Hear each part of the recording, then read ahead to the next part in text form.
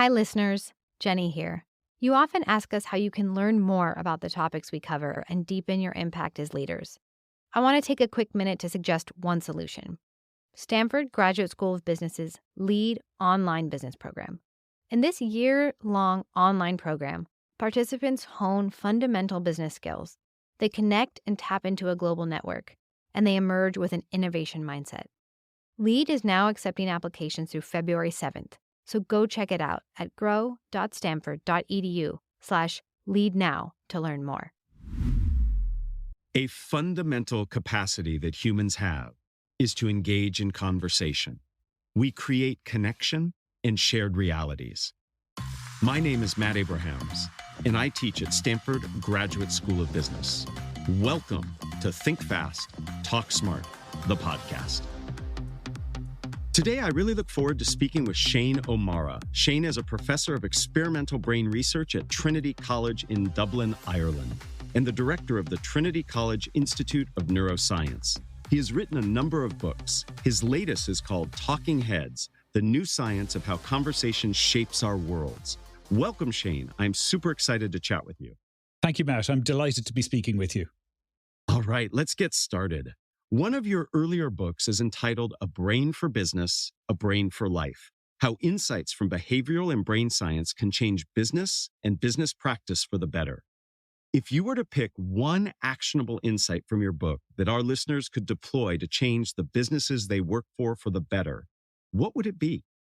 It would be a very simple and straightforward one. It's to be aware of the fact that we have systematic biases in our reasoning. These are called cognitive biases. And one particular bias we have is that we focus on the upside of the decisions we've made rather than the possible downsides. So a good way to think about this is to assume that you've gone with a course of action, assume that it has blown up in your face and that it has been a complete catastrophe, and sit down and do a pre-mortem rather than a post-mortem. And this might help you avoid questionable decisions about the future of your business. So I am a big advocate for reflection after communication, after decision-making. I love this idea of doing a pre-mortem, imagining things didn't go well so it can inform the decisions you're about to make. That's incredibly helpful. Takes a little bit of time, but I bet it saves a lot of time on the back end. We know there have been many, many products that have been launched into the market. I can think of New Coke as a very good example. There was a cereal for children here that had a particular name that sold very well for many, many years, and they relaunched it with a new name and its sales fell through the floor. If people had sat down ahead of time and thought, these are the good reasons for going ahead. Now, what might go wrong? That's a hard thing to do because it's asking you to get evidence for why your decision-making has been faulty ahead of something having gone wrong. But it's a really clever way of making sure that you've tested all the angles before you commit yourself to a new course of action. Certainly sounds very prudent. I appreciate that advice. I'd like to switch now to the topic of your latest book. It's all about conversation, and I'm curious, how do you define conversation? And what are the essential ingredients needed to pull off a successful conversation? For me, a conversation is where we create a shared reality together by means of communicating with each other. That is most commonly by the use of spoken language, but of course people can communicate in numerous other ways, by text messages, by using sign language, in all sorts of other ways. But the essence is that we are creating a shared reality where we come to share the same states of emotion, we come to share the same states of memory, and we come to think about the future together in a new way. I like that. I like that. It's inviting and collaborating to create a shared reality that we can then move forward from. Are there essential ingredients that go into a conversation? So, for example, to my mind, a conversation involves turn-taking, it involves listening, it involves clarifying. Are there ingredients that you look at when you look at conversations? So you can think of conversations on multiple levels. I think turn-taking, of course, is an essential component of a conversation. When I'm speaking, you're anticipating what I'm going to say, you're predicting when I'm going to stop speaking, and you're going to jump in. And you'll do that with a gap of about a fifth of a second.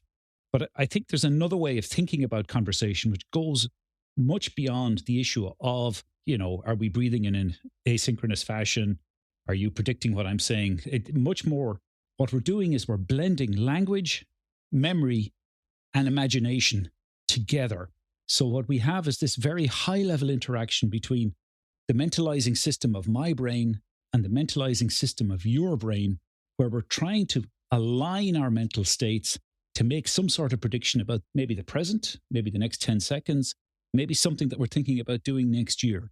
And that's really, for me, the key thing, is that we think about these brain systems for memory, for language, for prediction as independent of each other. But actually, when you look at them in their core, we humans are social animals. We're concerned with what the other person is thinking, and we think about things collaboratively. We think about things together, and we spend an awful lot of our time in the present moment, but anticipating the future. I love what you're saying. I wish I would have studied neuroscience when I was in graduate school, because this is fascinating to me. Is it safe to say that our brains are wired for conversation, that our brains are built to look for this blending and syncing up with other people? I think it's actually, where humans are concerned, possibly one of the core functions of our brains. So we have very elaborate frontal lobes compared to other species. If you look at the size of the frontal lobes compared to the rest of the brain, they're actually enormous.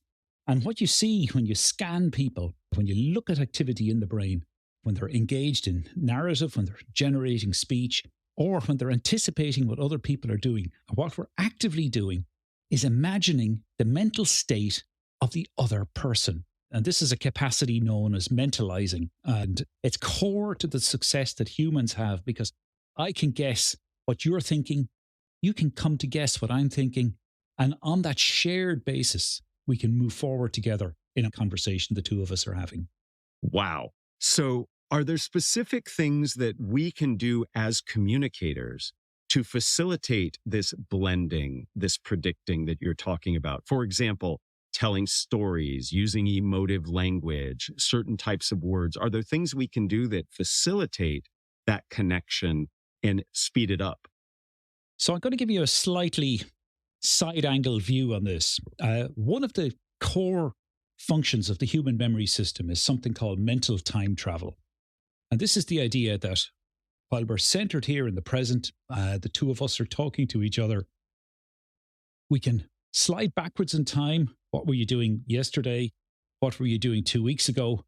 Or we can slide forwards in time mentally, thinking about what we're going to do next week, what we're going to do the week after, or even much further out than that.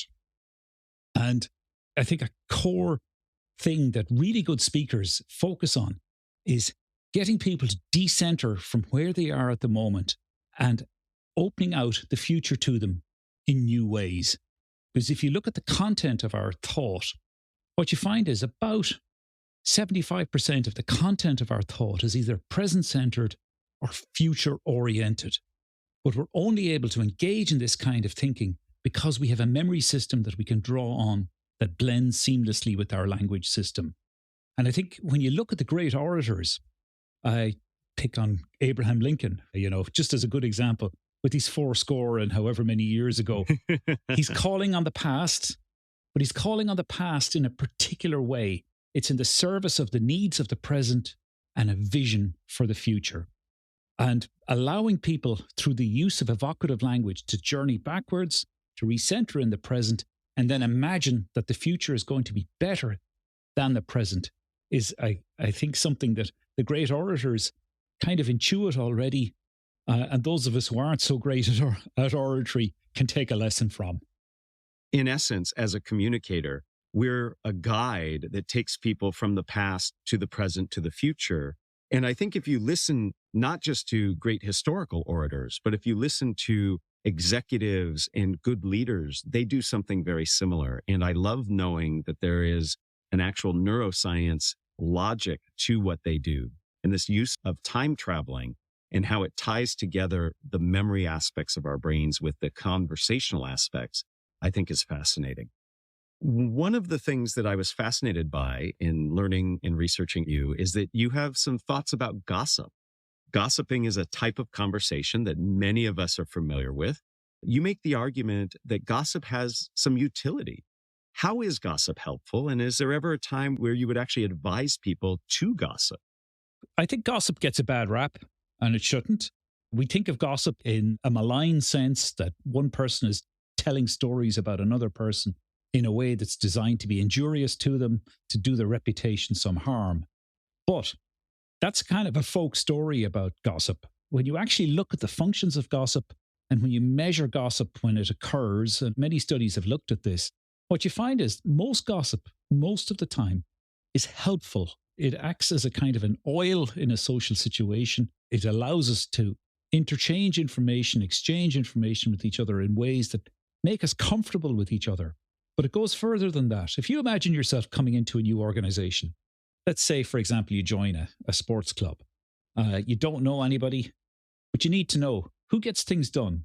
Can you depend on the scheduling secretary for the matches that you've signed up for? Can you depend on the club secretary for other matters? You talk to the players, you'll talk to people. People will feed you pieces of information. They'll say, Joe does his job very, very well. Tom does not do his job well at all. And you can test the truth of that. You can see whether they're saying that with viciousness or if there's a malign intent there, or if it's just a simple statement of reality. And the reason I emphasize this is that when you consider how complex our societies are, lots of the things that we need to know about living every day is information that is tacit in nature. It's not written down. You can't find it by doing a search on the internet. You have to ask somebody. And what humans have is this fantastic facility for focusing on what you need quickly. And then there's a final function that gossip has, which is, I think, a positive one. We all want to be thought well of where other people are concerned. We don't want people speaking ill of us. So we might decide not to do certain things. We use the threat of gossip to police our own behavior. In other words, we find ourselves conforming to the mores and norms of the society we are in because we're engaging in that active anticipation and prediction about what others might say about us, which is a really peculiar way of thinking about gossip because it's gossip that hasn't happened, but it's the fear of the gossip that might happen that you, in the future, that you allow to police your behavior in the present. It's fascinating to me the various ways in which gossip can be used, especially strategically. I remember a boss I had at one point, and her advice to me before we had a big restructuring coming in the organization was to let some indication that that was coming to some of the people we knew in our team who did gossip more than others. In other words, we were using it as a way of setting expectations so people weren't surprised. They would have heard it before so that they could mentally prepare themselves. So gossip serves a lot of utility, and I think it's a tool that we should all consider, obviously, carefully, in our strategic communication. Now, I have a very personal question for you. You wrote a book on the neuroscience of interrogation. I have two teenagers who often accuse me of interrogating them when I ask them what's going on. I personally think my questions are rather reasonable. What advice would you give people on how to appropriately yet effectively get information from people who might not be open to sharing it? So that's a great question. I have a teenager myself, and the mood varies from day to day. And the amount of information that is offered varies from day to day. I think, to speak about teenagers for a moment, teenagers, of course, are focused on developing relations with their peers. And parents are there in a support rather than leading capacity, which was a big adjustment from just a few years ago when they were maybe aged 8 or 9 or 10, when they looked to you for everything and you were a source of authority. So that becomes a kind of a difficult change for the parent to negotiate. The remarkable thing here is that people are very willing most of the time to share information about themselves and what they've been doing, depending on how they are asked. And a whole variety of data now show that if you're able to establish a condition of rapport with another individual, that is, you engage in active, respectful listening, if you approach the person not from a position of kind of attempting to dominate the conversation, but one where there's an obvious attempt to engage in a respectful, mutual interchange of information, those kinds of conversations open up very well. But there's one point I would make. Very often a mistake, and you see this very commonly when politicians are engaged in questioning in, I don't know, congressional hearings or parliamentary hearings or whatever. They give a very long opening statement, followed by a very short question, followed by something else. If you want to elicit information, small, short, focused questions that are detail-oriented are very difficult to evade, but you have to suppress your own tendency to want to augment the question. So if you ask a question in a respectful way that's targeted at a particular detail, and you've got a follow-up that follows on logically from that, that's a very reasonable way to proceed. And what you find is people will open up. Not everybody all of the time, but most people most of the time. That last point you made, I took notes on, and it reinforces something my wife is constantly telling me. Minimal words, she says. When I'm talking to my teens, I tend to wax poetic, share a lot of information, and you've just supported her point of view. Minimal words, keep it focused on something specific. Your wife is very wise. Oh, I've said that for a long, long time.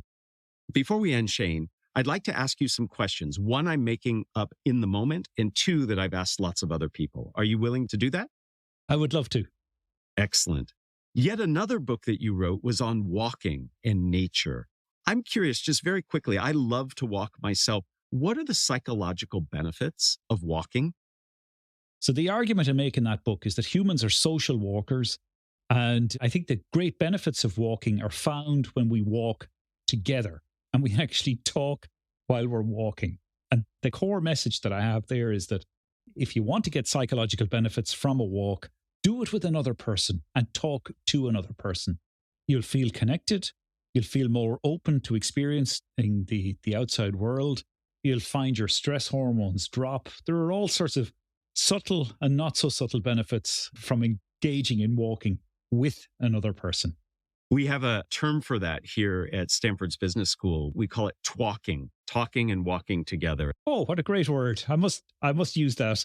Many of us go on twalks, and some of my colleagues are quite fast twalkers. They talk fast and they walk fast, and I'm often out of breath as I chase them. Question number 2, who is a communicator that you admire and why? So the person I admire is George Orwell, who is sadly long dead, but Orwell was as clear a writer in the English language as I think I've ever read. His writing is not adorned prose. It's very unadorned, but it's very simple. It's very straightforward, and you know exactly what he's trying to say. And one of the key themes that Orwell brings up time and time again is that the use of language can be a political act, and that politicians very, very often use language to hide or obscure truths from us that we really ought to be paying attention to. And he sought in his writings to be very, very clear and scrupulous in the kind of writing that he engaged in. And I've always admired his writing style as a really good form of clear communication for that reason. I have admired Orwell's writing as well, and I used to teach a number of his books to get at those points that you just alluded to. So our final question, what are the first 3 ingredients that go into a successful communication recipe? There's an old joke about Tony Blair, the former United Kingdom Prime Minister, who was asked what his first 3 priorities in power were. And he would reply, education, education, education. So I would say listening, listening, listening.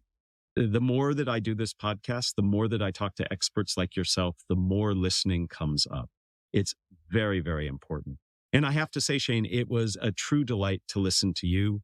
I learned a lot in our conversation. I find it fascinating, the blending of our memory systems and our communication systems to bring about rich exchange and shared realities. Thank you for your time. Thank you, Matt. I appreciate it. Thanks for joining us for another episode of Think Fast, Talk Smart, the podcast from Stanford Graduate School of Business. This episode was produced by Jenny Luna, Ryan Campos, and me, Matt Abrahams. Our music was provided by Floyd Wonder. For more information and episodes, find us on YouTube or wherever you get your podcasts. Thank you, and please make sure to subscribe and follow us on LinkedIn.